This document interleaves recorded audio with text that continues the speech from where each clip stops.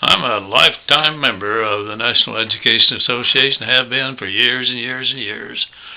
We scraped together the money to get that membership way back when it didn't cost very much, and I'm proud to be a member of it. At the same time, I have to say that at least in one school district, the affiliate, the Colorado branch of the National Association, came after me like I was the meanest, baddest bird in the world.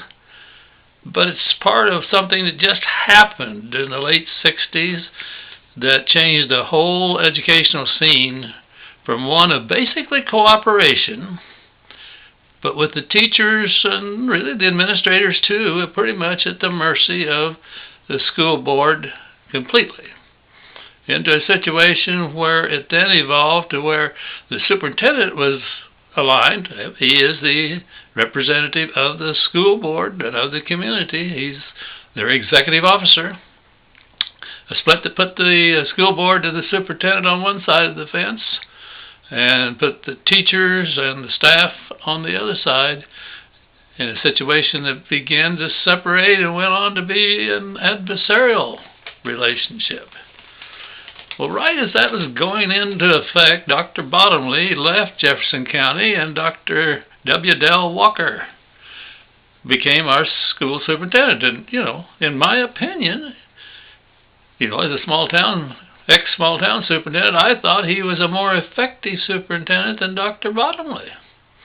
But he got there right when it was beginning to be popular to attack the school board and the superintendent.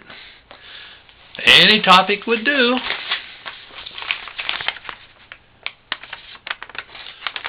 So this one had to do with sex education. Near as I could tell, as near as my friends that were involved a little more than I was with Jefferson County on into the late 60s, Dr. Walker never suggested the need for sex education.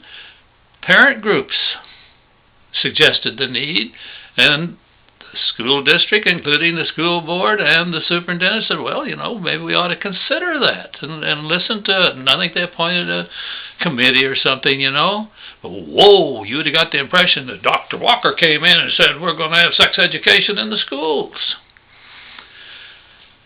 This was a little feedback that appeared December the 1st, 1966, Canyon Courier, Sex Education in Our Schools. On the matter of whether the question of sex education should become a part of our R1 school district curriculum, Father Leo M. Block of Christ the King Catholic Church has this to say. Since parents have been designated by God as the primary teacher of children from the cradle to adulthood, there is no question as to where and by whom our children should be taught the beauty of sex. I am sure that all agree that this important training be done by the parents in the home. Paragraph. The fact that this duty is neglected at times does not mean that this is to be shoved off on our schools. Perhaps this problem can be solved by an education program for parents and not for the children. Since the nature of this training is so sacred, it should be performed by the parents in the home and strengthened by religious leaders in our churches. End. Dr. Walker was later quoted to me as having said that of all the issues that he caught heck on while he was superintendent of Jefferson County, he caught more undue criticism over sex education. Hot-button issues weren't just created in the Bush years of administration. They've been around for a while. How did it move from, Elkhart, Kansas, I tried to get in a salary schedule because all elementary teachers were paid either, I think it was $2,800 or $3,000 a year, period. Made no difference whether you had just come out of a junior college and got employed, or if you had a master's degree and had been there for 15 or 20 years. The school board wasn't meaning to be tight-fisted.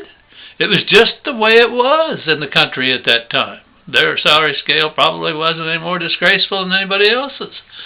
But I worked to try to get a salary scale in. I think we finally did get a little something done, but not much. What happened, though, I think, and you know, I'm just one guy looking at it, but I suspect if one researched it, at least I would be somewhat on target, was that a union, I can't remember if it was AF&T affiliated or how it was affiliated, but a union that blatantly declared that they were part of the labor union movement of America, was doing pretty good in some big city schools.